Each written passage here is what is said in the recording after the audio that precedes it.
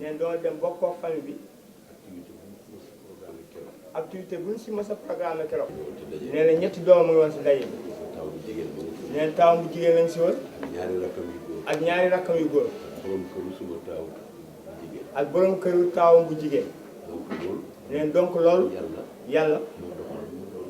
moo doxalee ni mu doxalee te keroog levée du corps bi nee na keroog li ngeen wane si gëm yàlla si ngeen defal xol ñëpp ne mu ngi leen si gërëm di leen si sant ne lii yàlla jëlee ko xare la bu lislaam ak yoonu yàlla sëñ Bamba sa la nekkoon maam Alaaji Mari sa la nekkoon maam Cheikh Omar Fouti sa la nekkoon kon bon yoon boobu yàlla dugal ko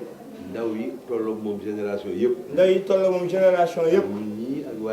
ak nit ñi ak waay juróom dana war a sant yàlla nee na fa mu nekkoon bu dawal c'est les premiers nekkoon kenn du ko fekk foofu bañ